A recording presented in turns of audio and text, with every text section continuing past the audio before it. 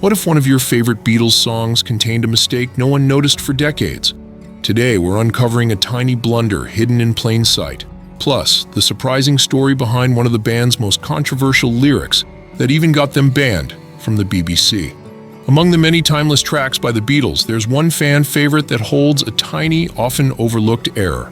The Fab Four, John Lennon, Paul McCartney, George Harrison, and Ringo Starr, are known for their flawless harmonies and legendary songwriting. But even musical legends aren't immune to slip-ups. In early 1969, tensions within the band were escalating. George Harrison briefly walked away from the group in January of that year, frustrated by ongoing creative conflicts and the group's fraying dynamics. However, his departure was short-lived. He rejoined days later and played a key role in shaping one of the standout songs from Abbey Road, an album often considered the Beatles' finest. While studying Indian classical music under the guidance of sitar maestro Ravi Shankar, George had begun blending Eastern musical influences into the band's sound. That influence made its way into this particular track, along with layers of emotional complexity.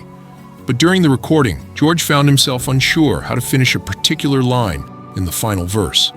He couldn't decide between singing "It seems like years" or "It feels like years." In the end, his indecision slipped into the performance, and he accidentally sang a mix of both, delivering the now infamous flub, "It feels like years." Most listeners never noticed, and to this day, it remains a curious little glitch in an otherwise beloved classic. But that's not the only Beatles song to stir debate.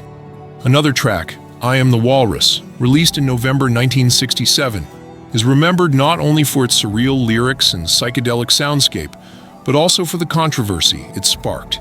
Written by John Lennon and officially credited to the Lennon-McCartney partnership, the song appeared on the B-side of the Hello Goodbye single and featured in both the Magical Mystery Tour album and film. The song's bizarre poetic imagery puzzled and intrigued fans, but the BBC wasn't impressed. They banned the track from airplay due to one particular lyric they deemed inappropriate. The offending line, "Crabalocker fishwife, pornographic priestess boy, you've been a naughty girl, you let your knickers down," included the word knickers, which the broadcaster considered too risque for its audience. Paul McCartney responded to the ban, expressing frustration with the double standard in songwriting.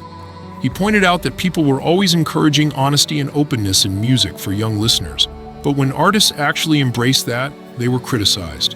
He argued that the word knickers was hardly shocking, especially compared to the language used by Shakespeare. John Lennon also commented on their choice of wording, saying that they selected the word because of how expressive and satisfying it sounded when spoken. To him, its ambiguity made it even more appealing. Years later, John would reflect again on "I Am the Walrus," dismissing attempts to find deep meaning in the lyrics. He explained that the song was more like a dream, surreal and nonsensical by design. According to him, the lyrics were never meant to be analyzed too seriously.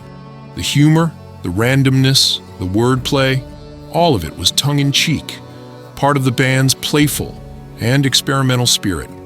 So, whether it's a small vocal slip that slipped through the cracks or a banned lyric that challenged the establishment, the Beatles' music continues to surprise, provoke, and inspire, even decades later.